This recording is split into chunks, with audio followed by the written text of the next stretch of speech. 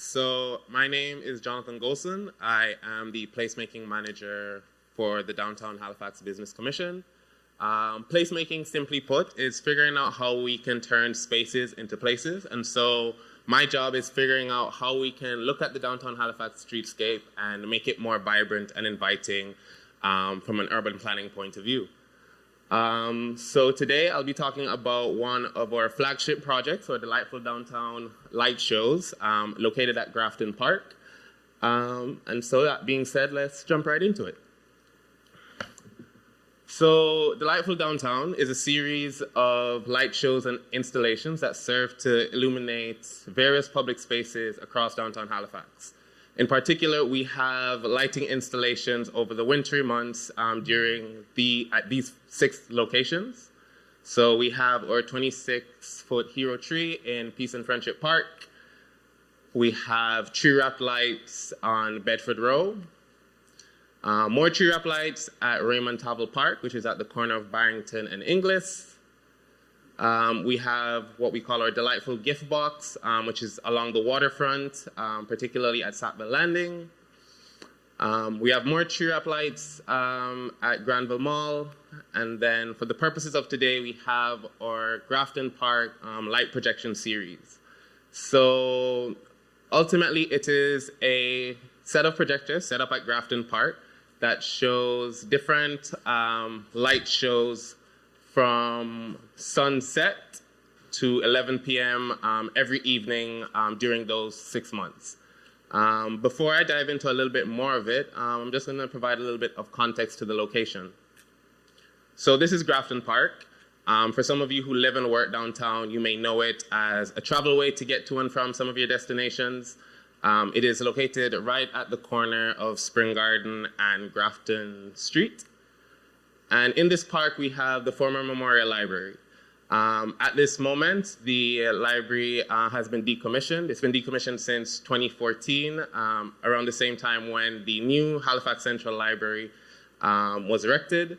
At the moment, there are municipal and provincial staff looking into ways to potentially either redevelop or repurpose this building, but at the time, it just sits there at this park, not utilized. In terms of its location, for some of you who maybe aren't from Halifax, it is in a central location within the peninsula and in our downtown core. And just a closer look at the map, it's this triangular shaped park right across from the School of Planning for all those planners who might know this area a little better. So what brought about this project in 2020 was that ACOA, the Atlantic Canada Opportunities Agency, reached out to the non-for-profits with funding to provide activations to downtown during the winter months when there's usually less activity. This project had to adhere to the different health and safety regulations that were in place at the time. And ACOA was willing to give up to $100,000 in funding, noting that they would cover 75% of it, and the non-for-profit organization would have to provide the other 25%. Recognizing how much funding was available, we thought it was an opportunity to do a grand placemaking project. And so we reached out to a couple partners initially to think about how we could bring this light show to life.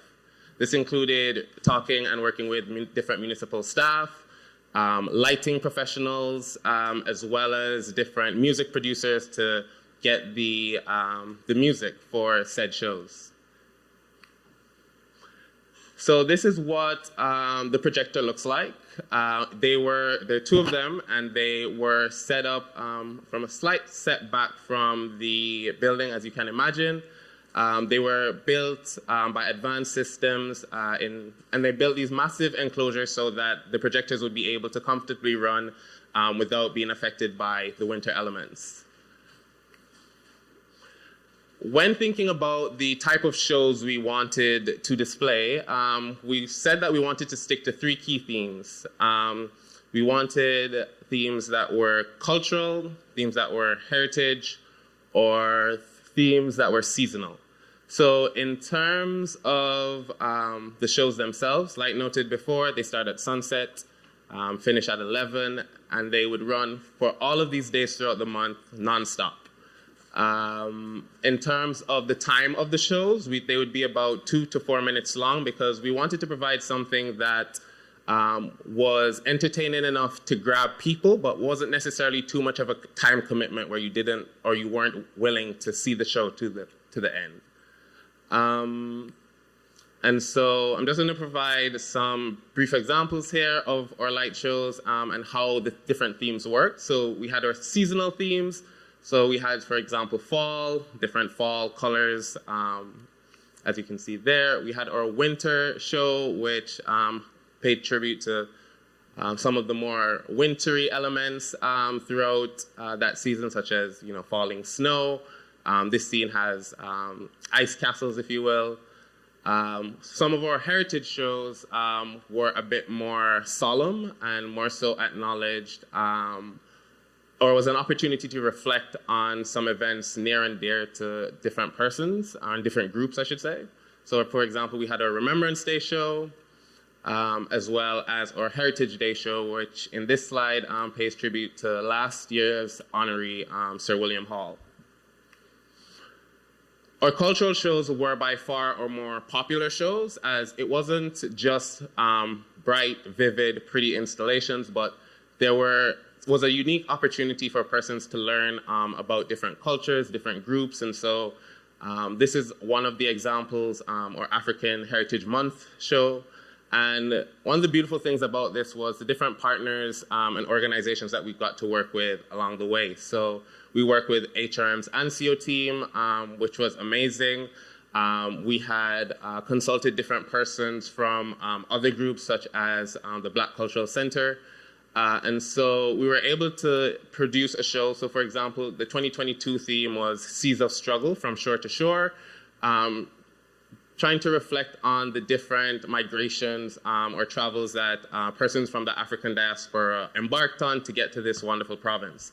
So we highlighted different migration groups, such as the Black Loyalists, refugees from the War of 1812, the Jamaican Maroons, other Caribbean migrants. And so from that standpoint, we were able to provide a learning experience for persons who might not be privy to such experiences or such stories. Another cultural show which was equally popular is our Mi'kmaq History Month show. And so this one in particular, the year before last, the theme was around the art of beading. And so we had paid tribute to the different elders in the Mi'kmaq community and used different style of beading, artistic beading style woven into the projection. The cultural shows tend to bring out quite the crowd, and that's because not only were the shows thoughtful or well projected, but they provide an opportunity for people to gather and to share a unique experience. In this case, the folks from the Mi'kmaq Native Friendship Center advertised our launch date, and so it brought quite the crowd out to these light shows, which we were extremely grateful for. In terms of this projection series and gauging success, it was one of the things that we, oops, sorry there. No. I think I finished my presentation already. So sorry about that, folks.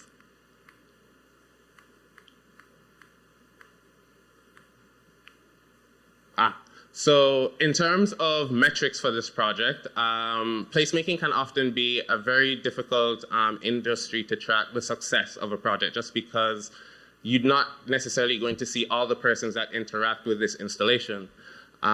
It's not as if we could set up cameras and count people one by one.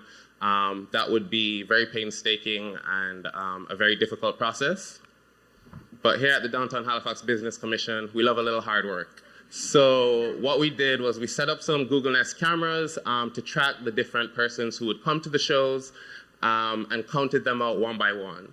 So I'm just going to show a quick time lapse of what the content would look like. And so We would watch hours of footage, counting individuals one by one, separating them by spectators versus passers-by, so that we knew who were actually walking past the installations versus who were actually staying to watch the show. Once this was done, we tabulated our results to kind of get an idea of the amount of attendees.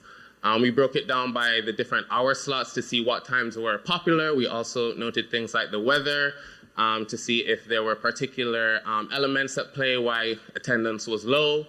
And so ultimately where we landed was with these results here. Our key takeaways are that the daily average of individuals, be it spectators, was 434, whereas there were 717 passers-by.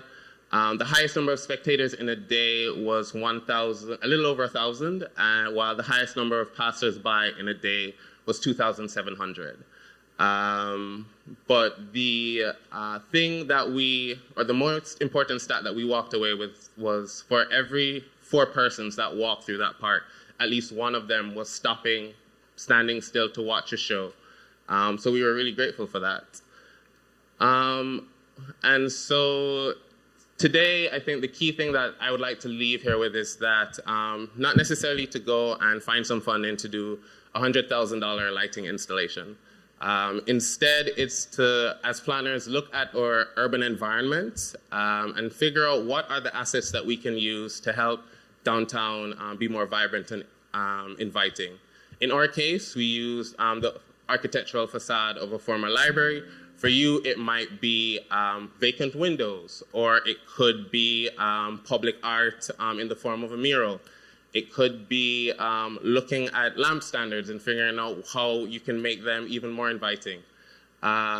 We were very grateful as an organization to deliver this project, and we're looking forward to more lighting shows come this winter. And so I challenge all of you here today as you leave and indulge in your different works to figure out how you too can make downtown delightful. Thank you very much.